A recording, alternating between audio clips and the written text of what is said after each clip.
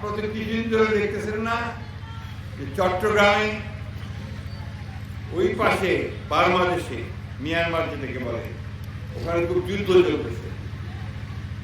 চলতেছে বলে একটা আরাকান আর্মি, আরাকান একটা দেশ, তার একটা সেনাবাহিনী তৈরি করতে তারা স্বাধীন হবে, ওই বার্মার বিরুদ্ধে তারা যুদ্ধ করতেছে। এই আরাকান আর্মিতে এমন একটা জায়গায় যে আমাদের পার্বত্য চট্টগ্রামের পাশ দিয়ে লাইন ধরে আছে। আমাদের দেশে তো আপনারা জানেন যে ওইখান থেকে রোহিঙ্গা ভাইরা আসছে, প্রায় 10 লক্ষের উপরে রোহিঙ্গা আমাদের দেশে প্রায় 10 বছর ধরে আছে। বার্মা থেকে তাদেরকে তাড়াই দিয়েছে, তো আমাদের দেশে আছে। আমাদের গত সরকার, আওয়ামী সরকার ওদেরকে দেশে ফেরানোর জন্য কোনো চেষ্টা করে না। ওদেরকে দেশে ফেরানোর জন্য যে আন্তর্জাতিক চেষ্টাটা করা দরকার সেই চেষ্টাটা করে না।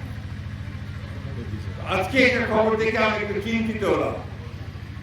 ওই খবরটা দেখলাম যে বাংলাদেশের যে উপদেষ্টা, বৈদেশিক উপদেষ্টা তৈরি সাহেব, তিনি বলছেন যে আরাকানদের সঙ্গে যোগাযোগের জন্য আমরা একটা হিউম্যানিটেরিয়ান প্যাসেজ, মানবিক একটা প্যাসেজ আমরা আরাকান দিতে চাচ্ছি। Walton Washing Machine, simplifying life with hassle-free washing. ওখানে যাওয়া যায় না তো। এখন আমাদের বাংলাদেশের এই যে চিটাগাঙ্গে যদি যাওয়া যায়, তাহলে যাওয়া যাবে, গিয়ে ওই যে ওখানে যাওয়া যাবে, যোগাযোগ করা যাবে।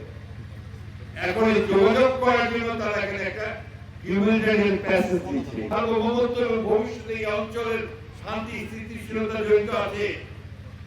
সরকারের উচিত ছিল, দায়িত্ব ছিল এই বিষয়টা নিয়ে সমস্ত রাজনৈতিক দলগুলোর সঙ্গে কথা বলা। এইটা কথা না বলে তারা এককভাবে সিদ্ধান্ত নিয়ে আজকে এই হিউম্যানিটেরিয়ান প্যাসেজ করে তারা জায়গা দিচ্ছে। আমাদের মানুষকে সাহায্য করার ব্যাপারে কোনো আপত্তি নাই, জাতিসংঘ উদ্যোগ নেতাকে সাহায্য করার ব্যাপারে আপত্তি নাই। এটা হতে হবে সমস্ত মানুষের সমর্থনে। আমরা আরেকটা গাজায় পরিণত হতে চাই না, আমরা একটা যুদ্ধের মধ্যে জড়াতে চাই না। আমাদের এখানে এসে আরো কেউ জনগণনা করুক, সেটাও আমরা চাই না। এখন তো রোহিঙ্গাকে নিয়ে আমরা বড় সমস্যায় আছি, তারপরে এই প্যাসেজ দেওয়াতে যে আবার কোনো বড় সমস্যার সৃষ্টি হয় সেগুলো আলোচনা করে ব্যবস্থা নিয়ে তারপরে এটাতে যাওয়া উচিত ছিল বলে আমরা মনে করি।